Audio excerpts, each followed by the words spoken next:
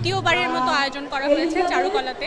এর আগের বারও হয়েছিল, তো আগের বারটাও দুর্দান্ত ছিল। এবার আরও নতুন, আরও অভিনব, আরও অনেক কলাকুশলী, এবং এই বছরে মানুষজন মানে এইবার লোক সমাগম অনেক বেশি হয়েছে।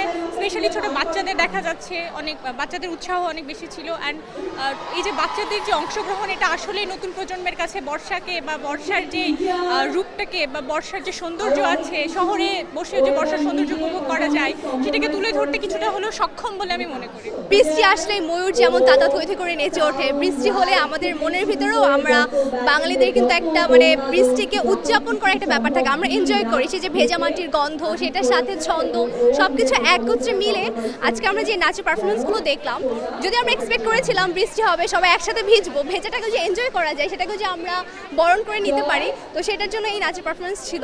এটি প্রয়োজন আছে, কারণ আমাদের প্রকৃতি এবং প্রাকৃতিক সেই অবস্থার মধ্য দিয়ে আমরা আমাদের ষড়ঋতুকে যখন আমরা বরণ করি, তখন সত্যি আমরা অন্যভাবে সেই নৈসর্গের কাছে আমরা চলে যাই।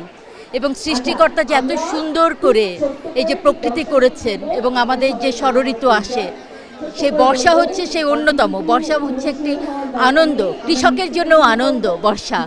এবং বর্ষা না হলে আমাদের যেমন ফসল খুব সুন্দর হয় না, ঠিক তেমনি আমাদের জীবনেও বর্ষা খুব সুন্দর মঙ্গল আনে। অর্থী একাডেমির এটা একটা অভিনব আয়োজন আমার কাছে মনে হয়েছে, কারণ বর্তমান যে অস্থিতিশীল অবস্থায় আমরা আছি, তাতে সত্যি আমরা ঘরের মধ্যে ঢুকে গিয়েছিলাম।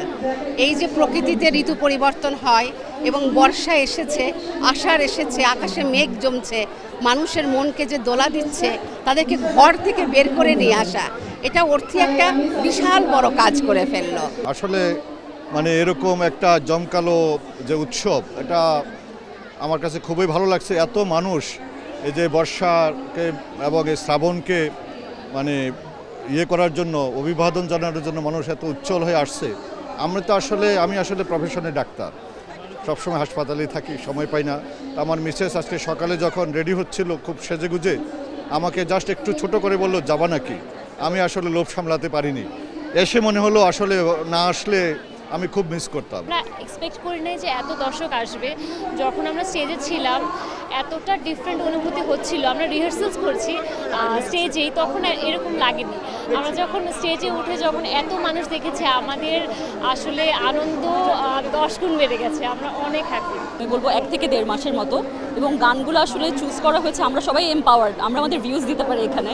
আই থিঙ্ক অর্থী আহমেদ একাডেমির বেস্ট পার্ট হচ্ছে যে ইটস ভেরি ইনক্লুসিভ, সো আমরা আমাদের ওপিনিয়ন দিতে পারি এবং সব মিলিয়ে হয়ে গানগুলো সিলেক্ট হয়েছে আসলে বর্ষার সাথে মিলিয়ে। আমার খুবই প্রিয় ঋতু আসলে বর্ষা। তো আমার কাছে সবসময় মনে হতো যে আমরা ঢাকা শহরের মানুষ বর্ষা থেকে, প্রকৃতি থেকে অনেক দূরে চলে এসেছি। আমাদের কাছে বর্ষা খুবই বিরক্তিকর একটা ব্যাপার, জলবদ্ধতা, ট্রাফিক, কাদামাটি, সব কিছু। তো আমার মনে হলো যে কিভাবে শহরের মানুষকে বৃষ্টিতে ভেজানো যায় এবং সুন্দর করে গান, কবিতা, নাচের মাধ্যমে একটা সুন্দর মার্জিত আয়োজন করা যায়। সেই জায়গা থেকে আসলে গত বছরের ঘনঘটাটার আয়োজন হয়েছিল। কিন্তু গত বছরের ঘনঘটা সবার এত ভালো লাগে, গত বছর বৃষ্টিও হয়েছিল। তো গত বছরের পরে এবছর সবাই বলা শুরু করলো আবার ঘনঘটা কবে আসবে। তো আমরা যখন ঘনঘটা প্রিপারেশন নেওয়া শুরু করি, তখন আসলে দেশে বন্যার অবস্থা এতটা ভয়াবহ ছিল না। আমাদের প্রিপারেশনের শেষের দিকে বন্যার অবস্থা ভয়াবহ হওয়া শুরু করে। তখন আমরা সবাই মিলে চিন্তা করি যে কিভাবে এই জায়গায় আমরা একটা ইম্প্যাক্ট ফেলতে পারবো। তখন আমরা একাডেমি সবাই আলোচনা করি যে আমরা একটা ডোনেশন, একটা ত্রাণের তহবিলের ব্যবস্থা করি এবং সেই জন্যই প্রোগ্রামটা উৎসর্গ করি যে এইখান থেকে জাগো ফাউন্ডেশনের মাধ্যমে, ওখানে বুথ আছে, সবাই ডোনেট করছে, যেটুকু ডোনেশন আসবে জাগো ফাউন্ডেশনের মাধ্যমে সেটা বন্যার্ত প্রত্যন্ত অঞ্চলে চলে যাবে, যেহেতু আমাদের সেই এক্সপার্টিস নেই যে আমরা প্রত্যন্ত অঞ্চলে গিয়ে ত্রাণ দিতে পারবো।